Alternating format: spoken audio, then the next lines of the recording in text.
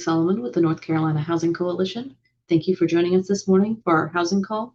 And without further ado, I will turn it over to our Director of Housing Policy, Stephanie Watkins Cruz. Good morning, everyone. I hope you all are having a great week so far. We have a bit of a long list of things to talk about today. So I'm going to go ahead and kick it off. The top two things I would like to talk about is the House is back this week, the North Carolina General Assembly, the House of Representatives, are back this week. The Senate was back last week. And the main call to action for this week, and particularly today, is to encourage your members to sustain the governor's veto of House Bill 437. And we'll go into talking points and some of the important things you need to know about that. On the federal side, the House has left for recess, but the Senate released their text for a bipartisan continuing resolution, and it adds some additional funding and also proposes delaying the implementation of the harmful OMB rule that would change federal grants tremendously. So we'll talk briefly about that. On the organizational side, just want to remind folks that early bird registration for the 2026 North Carolina Affordable Housing Conference is now open. You can get the best rate by registering before the close of business on September 24th at 5 p.m. We have the link to both the registration, early bird registration, and the agenda so you can see what's in store. This is going to be taking place October 22nd through the 23rd at the Raleigh Convention Center. So you won't want to miss it. Again, to get the best rate, register before September 24th. It'll be here before you know it. I don't know about y'all, but I'm already still in denial that it's August, and it's August 4th already. Moving on to federal updates. So the Senate, as I mentioned a few moments ago, they released their bipartisan continuing resolution text. They released this on Sunday, and this bipartisan CR funds the government through December 11th and also proposes the delay of the implementation of a harmful Office of Budget and Management proposal that was released a few months ago. What their CR would do, it would extend funding for federal programs and services, and it would add some short-term funding boosts for certain departments and agencies that need that in order to maintain operations. So this includes FEMA. It gives additional funding for FEMA. We are in hurricane season. It also includes policy adjustment language that allows for public housing authorities to repurpose unobligated tenant-based rental assistance funding to cover costs for households with expiring vouchers. And this includes households with emergency housing vouchers for the rest of the calendar year 2026. And it also extends availability to some of the homeless assistance grants that would have expired. As I mentioned, in addition to this, the CR on the Senate side proposes delaying implementation of the harmful proposed rule. And so we have several links in the call notes for you that will kind of go over what this rule proposes and why it would be so detrimental to the federal grant process.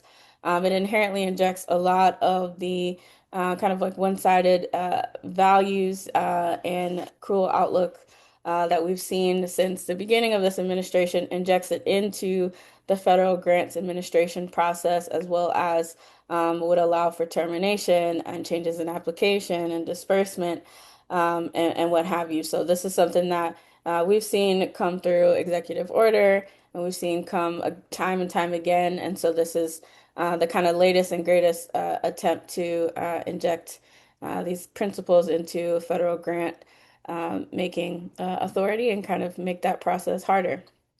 So we've included a resource from the National Housing Law Project and the National Low-Income Housing Coalition on the impact of this rule and what housing advocates and practitioners should know.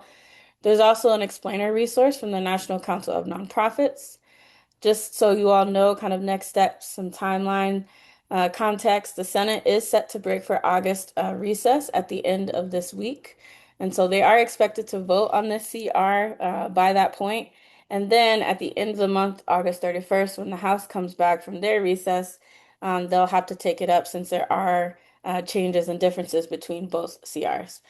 Both chambers are trying to avoid a government shutdown during election season, so it'll be interesting to see kind of what comes of this. We'll also link a two additional resources, an August recess advocacy toolkit from the National Low-Income Housing Coalition. This is a great time. August recess is a great time to schedule in-district meetings, plan site visits, and engage with our members of Congress when they're back home for August recess. And then there's a national sign-on letter from the Campaign for Housing and Community Development Funding that urges Congress to enact fiscal year 27 spending bills that rather than cut HUD and USDA housing programs they provide, the letter urges them to provide the highest level of funding possible. Now moving on to state updates. As I mentioned at the beginning of the call, the North Carolina General Assembly is back in session. The Senate was back last week, and the House is back this week. This today there are no committee meetings. It's just votes. They just have votes on the calendar for today at 4 p.m. And then tomorrow they might have voting at around 9 or at 11 a.m. And the main thing that we are asking folks to do is to reach out to your members and ask them to sustain the governor's veto of House Bill 437. So for those that need just a reminder, HB 437 is the dangerous law that was titled Drug-Free Zones and Unauthorized Public Camping. It's scheduled for their voting session this afternoon. Whether it will actually take place or be rescheduled for a later date remains to be seen. So we're kind of pushing out on all fronts, but we're asking you to reach out via email and phone to your House members and tell them, we do not want this. This is not an actual solution to homelessness, and this bill does not need to become law. So just a few talking points or ways that you can address your members and kind of go about this conversation is, sharing with folks that yes, we all share the goal of reducing unsheltered homelessness and we want to improve public safety in our communities. However, House Bill 437 places substantial new responsibilities on local governments and community organizations without providing the resources that are necessary to carry out true solutions to homelessness successfully. These responsibilities, just to name a few, would require significant investments ranging from site acquisition, sanitation, public safety, staffing, administration, and ongoing operations. But again, this legislation provides no dedicated funding to support these new obligations. Right now, as the bill is written, it would require local communities to respond to statewide camping prohibitions while encouraging the establishment of designated areas for homeless individuals and families beginning June 30th, 2027. Which honestly brings to question if we can delay that implementation to 2027, then that means we can actually take the time between now and then and actually come up with a solution rather than passing this dangerous law.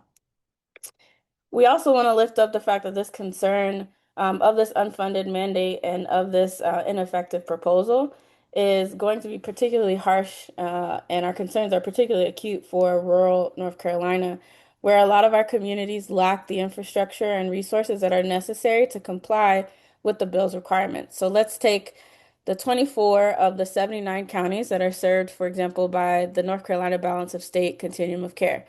24 of those 79 counties do not have a qualifying emergency shelter. And so for many local governments, the requirements that are in this bill would necessitate not only entirely new facilities, but would also add to staffing structures and service systems that are already quite burdened by the growing need. We're also going to want to clear the record on a few things, and this is something really important. The authors of the language behind this bill are the Cicero Institute. This is a conservative think tank, and so this is more for you all's context. You can bring this up with your members if you'd like, but we're really concerned about the assertions that the Cicero Institute and the sponsors and supporters of this bill are spreading as they're talking about why this legislation supposedly will work when we know it will not. One of the misinformation or pieces of misinformation that they're spreading is that the recently announced federal continuum of care funding is on the line without this, and that funding could be used to support the implementation of this legislation. So we need to be really clear that one, no federal funding is on the line if we do or do not have this legislation as a state. It is actually illegal for that to be the case, and there's a lot actually of a legal tension around this right now. But no federal funding is on the line based on a state or municipal legislation. The continuum of care funding is not an immediate funding source available to local governments for this purpose. And this is how you can tell that people who don't do this work and who don't actually care about this work wrote this bill. These federal funds are awarded through a competitive process and are designed to support a range of existing homelessness response activities. And this includes permanent supportive housing, rapid rehousing, transitional housing, street outreach, and coordinated entry. And so the applications for the current funding competition were already due, and the awards won't be announced until late this year, and then funding wouldn't reach communities until late 2027. And again, funding is not guaranteed. And now with the ways that the notice of funding opportunities are being structured, North Carolina is competing against other communities that are larger, that have additional resources. And again, it's not contingent on whether or not we have policies in place to criminalize the homeless. We're also really concerned about the bill's potential impact on organizations that are working to actually serve the vulnerable North Carolinians that this bill would impact. So service providers, faith communities, and local agencies, they should be encouraged and supported when it comes to engaging individuals experiencing homelessness, not exposed to additional legal risks for circumstances that are beyond their control. So this bill has two parts to it, the drug-free zone parts, as well as the unauthorized public camping part. And then the drug-free zone part, the criminal penalties that are associated with sleeping or camping or other things that are already actually crimes that you already get penalties for are now laden onto community organizations, even if they have nothing to do with the individual in their parking lot or within a certain distance from their building. And on the unauthorized public camping part, rather than investing in solutions like housing and support, adding on criminal penalties for those that have nowhere else to go, where there's no other viable alternatives. Instead, what happens is you risk increasing interactions with the criminal legal system, and you don't actually address any of the underlying causes of homelessness, and you end up saddling people with additional barriers to housing and to stability. We know that communities across North Carolina need practical, evidence-based solutions that expand access to housing, behavioral health care, shelter, employment, and supportive services. So policies like this that create unfunded mandates for local governments and service providers ultimately are likely to divert resources away from these proven approaches. So we're asking folks to reach out to your members and respectfully urge them to consider the fiscal, operational, and human impacts of allowing this bill to become law. We all want our communities to be safe in North Carolina. We all want our neighbors to be housed. We all want them to get the support that they need, and this bill does none of that. And so these talking points will be in the call notes. We also we'll be posting a few talking points and counterpoints for you all to use today in advance of the vote. Again, that's today at 4 p.m. It would just encourage you to call, to email, and to really highlight that this solution is not it. This is not it, and this is not how we actually move towards a solution that can improve public safety and help North Carolinians move from homelessness to stable housing. North Carolina deserves better than a proposal from an out-of-state conservative think tank that is completely out of touch with what our state and our communities need. After this week, the General Assembly won't meet again until August 31st. They will really kind of be out of pocket for the remainder of short session, subject to further changes. So they can always come back and consider veto. So if it's not, if the override veto vote doesn't take place this week, it could take place at the end of the month. And then there are a few other dates through the end of the year, kind of wrapping up short session and the skeletal part of that that we'll list in the call notes for you. Again, we really, really encourage you to reach out to your members today. We know that there's a range of folks listening to this call, and we know that we can do better for North Carolina. Really quick, just wrapping up, I want to lift up a few reports, resources, and events. I want to highlight a report from the North Carolina Justice Center. They released recently a series of fact sheets around driving opportunities and the connection to safe and affordable housing. So one of the pieces of the report that I want to highlight is that North Carolina remains one of the states that suspends driver's licenses for unpaid traffic tickets. So failure to pay and missed court dates, so failure to appear. Today, around 1 million North Carolinians have a suspended driver's license for these administrative reasons. And so there are several fact sheets that will include in the call notes that highlight the impact of this debt-based system and these suspensions, and how reform could really create a lot of opportunity for individuals and families and communities across the state. And with that, I will let you all go. If you have any questions or concerns, as always, if you want us to highlight anything in particular, don't hesitate to reach out. Thank you in advance for any engagement and communication you have with your members today and this week. Make sure, again, that they sustain the veto. We cannot allow this bill to become law, and we will talk to you next time.